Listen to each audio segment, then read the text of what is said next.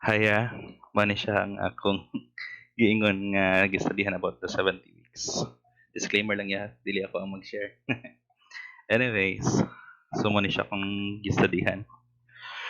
Every week, like basic foundation lang sa i-discuss. I believe kabalo naman ta ani tanan nga when we say week, it would represent 7 years, not days.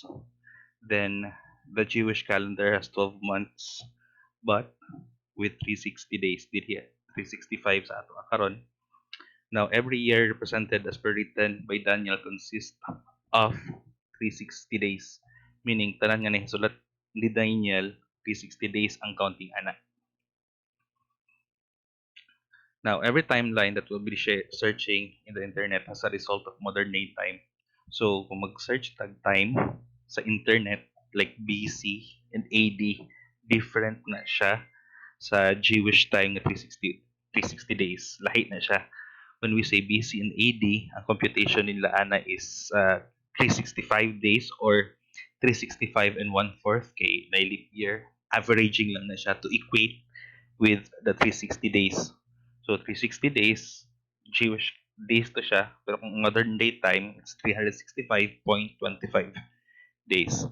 Now, since research man ni siya, an acceptable margin of error used by most survey researchers typically falls 4% on percent. So, since research man ni siya, then na account of history, naagi times nga dili like punto per punto ang time, may gamay nga error, but it's considered as negligible nga mga errors. Like days, few years, it is considered as negligible as per 8% below nga error margin. Now, Daniel met Gabriel around 439 BC. Dito niya na-receive ang revelations of 70 week.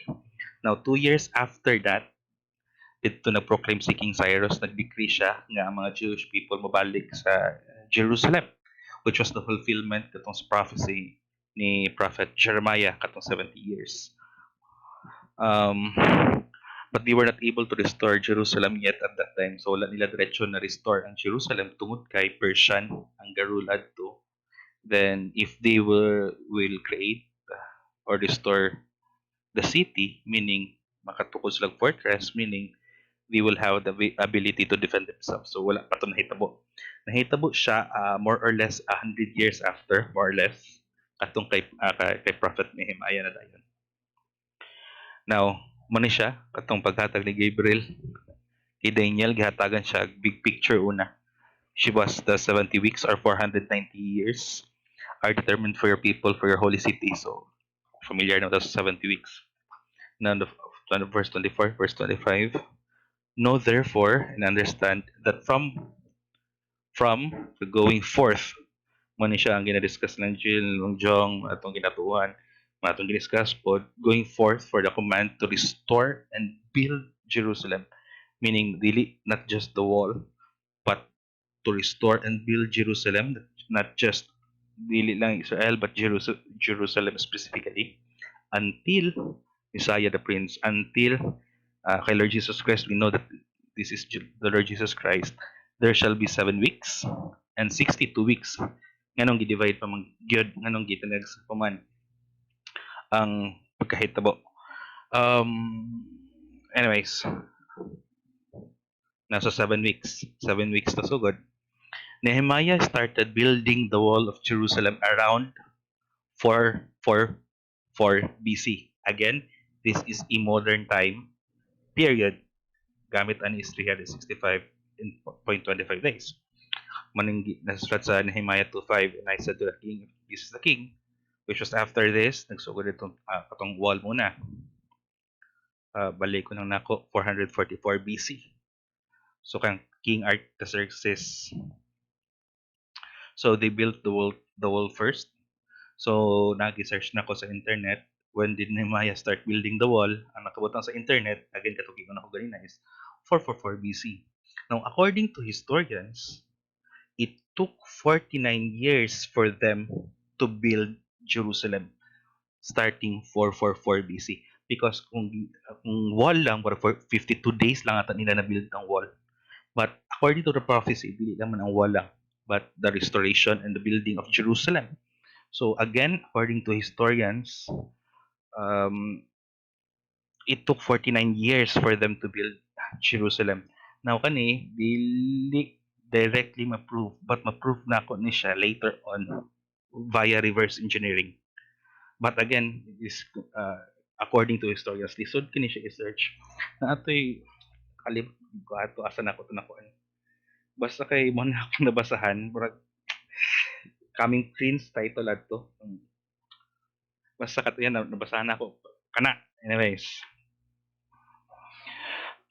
when did Jesus was crucified? So na-crucified si Lord Jesus Christ AD 33. Now ako personally, when we say Messiah the Prince, uh, technically Messiah Savior, but meaning basta para sa ako aya, ang Messiah the Prince, mahimo si Lord Jesus Christ as the Messiah the Prince when what katong nasilyohan gyud katong gilansang siya tong crucifixion. So didto ko nag-base. So kanos siya na crucified was 33 AD. Wala ayon lang date but the year na lang. So 33 AD. So balik ko na to 44 444 BC to 33 AD. Now in Jesus crucifixion sa verse 26, and after 62 weeks Messiah shall be cut off. So muna siyang pieces. Now know therefore and understand that going forth and to man restore Jerusalem and Messiah there will be 7 weeks, 62 weeks. So 7 weeks plus 62 weeks is 69 weeks or 483 years. Again, kani siya nga basis is 360 days Jewish calendar. So 33 AD minus 444 BC is 483 years ba? Pariha ba sila ani? Wala na ako na presentation per anyways. By calculation, using the modern day time calculation, 33 AD minus 444 BC is equal to 476 years by calculation. Again, usually ang buhaton lang ana is like 444 decreasing man ta padulong man tag zero, so i-add lang na nimo siya dire para makuha ang years. Supposedly ang answer is 477, but 1 BC and 1 AD is equal to 1. So 477 minus 1, so nahimo siyang 476 years modern day time. Now question, pareho ba ang 480 years Jewish calendar time and 476 years modern day time? Atong i-compute. Now, 480 years is 360 days Jewish. 476 years is from 365.25 days modern day. So, compute that by days. 483 times 360 is around 173,880 days. Then 476 times 360.25 is almost the same. Again, since we are doing research in kuha man tag estimate, that difference, pila difference is 21 days is so thin. Gamay lagi ko. It is close to zero. So, 476 years modern day and 483 years Jewish time is considered as equal years. So, meaning from 400, 400, 444 BC nga the going forth command na ma-restore ang Jerusalem until the Messiah Prince. There shall be 7 weeks, 62 weeks until ma-reveal si Lord Jesus Christ, which is katong gigon ako ganina, crucifixion. So, from the command to crucifixion, there was 483 years for Jewish and for 476 years for modern day time calculation. So, swak kayo siya. No, amazing lang, kinaswak kayo siya. Now, by reverse engineering, it would greatly support the claim of the historians that Jerusalem was built around 49 years. kung i-reverse engineering na to siya, i-subtract. But then again, it is considered like, according to historians, it took them 40. So perhaps ituyo to ni Lord nga maputol ang 7, na-emphasize si 7, na-emphasize si 62. Okay, the number 7, symbolically, spiritually, like the biblical meaning of number 7 is completeness. So perhaps gi-signify, gilahi ni Lord ang 7 to signify that Jerusalem was completely rebuilt at that time. Anyways, nala ko idugang gamay po diya. Now, after 49 years, 62 weeks applies 434 years. Interestingly, after that, there were no more prophets. Wala na revelation na madunggan. Now, akong research, how many years gap between Malachi and Matthew? It's around 400, roughly 400. When we say roughly, it's an estimate. So, it could be greater or less than. So, 30 plus years. So, muswak siya na during the 434 years or 62 weeks nga after na-build ang Jerusalem, tama na-reveal si Lord Jesus Christ. It was 62 weeks. Amazing lang. Naapad ko idugang ya. Since Daniel received the revelation, may it be a like actual physical experience or via vision, pero technically ang iyang pagka-receive sa revelation seem like pagka-receive ni John sa revelation mo niyang nabuhat na sulat ang Book of Revelation. So aside sa physical, like actual happenings, I also believe nga naay symbolism at mga numbers nga gisulat ni Daniel. So first, ang number 7, ang symbolism niya, kung giingon ako ganina, it represents completeness, perfection meaning completeness, na restore, na rebuild ang Jerusalem. Now, we can also correlate po din siya sa like kung dili 7 weeks, 49 years. Sa definition sa 49, 49 is derived from the fact that 7 times 7, 7 is a biblical perfect numeral representing spiritual perfection. So 49 is just a factor of the number 7. So almost the same definition.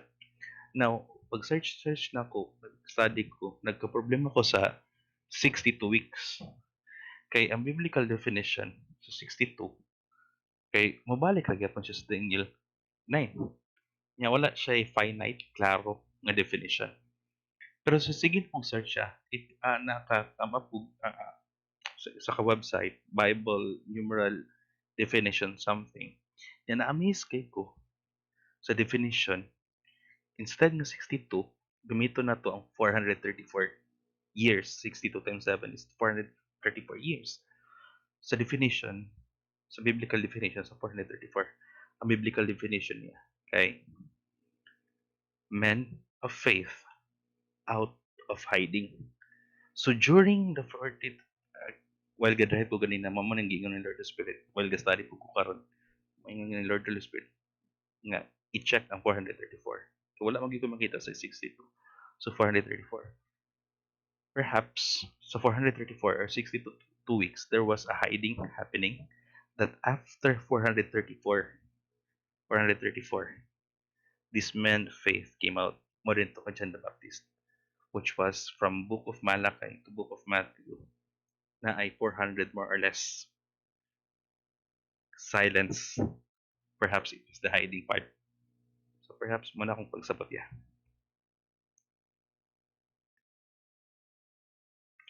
Now, the moment na nagbalik ang mga Jewish people sa Jerusalem, wala sila nag-talk about Messiah. But during in the New Testament, Luke 3:15, everyone was expecting the Messiah to come soon. They are still waiting.